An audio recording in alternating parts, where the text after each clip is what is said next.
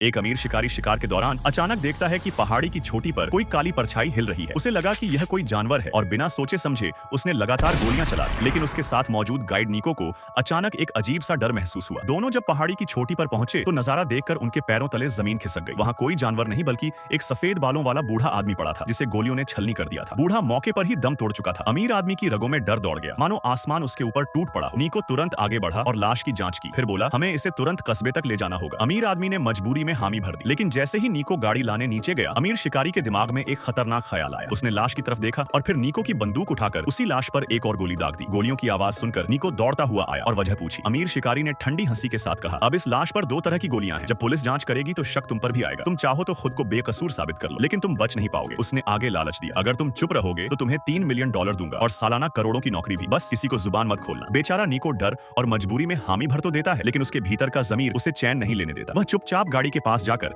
अपने बैग से satellite phone निकालता है ताकि पुलिस को बुला सके, लेकिन तभी पीछे से किसी की बंदूक की नली उसकी पीठ से सट जाती है। अमीर शिकारी घुर्राता है, फोन नीचे रख दो। निको के पास मानने के सिवा और कोई रास्ता नहीं था। अमीर आदमी ने फोन को पैर तले कुचल डाला, लेकिन उसकी असली योजना अब सामने आई। उसने निको से कहा, कपड़े उतारो। निको हैरान रह गया, क्या? क्यों उतारो? वरना गोली मार दूंगा। डर के मारे निको ने एक एक कर कपड़े उतार दिए। जब उसके तन पर सिर्फ एक अंडरवियर रह गया तो अमीर शिकारी मुस्कुराया और इशारा करके बोला, उस दिशा में निकल जाओ, सीधा चलते रहो। असल में उसकी योजना बेहद खतरनाक थी। इस बंजर इलाके से नजदीकी सड़क 100 किलोमीटर से भी ज्यादा दूर थी। उसका इरादा था कि निको धूप में भूख प्यास से तड़प कर मर जाएगा और उसकी लाश किसी को कभी नहीं मिलेगी। जलती धूप में निको की पीठ लाल पड़ने लगी, उसका शरीर कमजोर होता गया, मगर उसने हार नहीं मानी। वह इस इलाके का गाइड था, हर रास्ते से वाकिफ। तभी उसे एक पत्थर पर लिखा पुराना नंबर नजर आया। उसकी आंखें चमक उठी। वह अचानक दिशा बदलकर भागा। अमीर शिकारी ने सोचा कि निको ज्यादा दूर नहीं जा पाएगा, लेकिन अगले ही पल निको एक ऊंचाई से छलांग लगाकर उसकी नजरों से गायब हो गया। अमीर आदमी गाड़ी लेकर तुरंत उसका पीछा करने लगा। उधर निको बिना रुके भागा और एक पुराने पहाड़ के गुफा तक पहुंचा। उसने पत्थर हटाए तो उसके सामने एक गुप्त रास्ता खुल गया।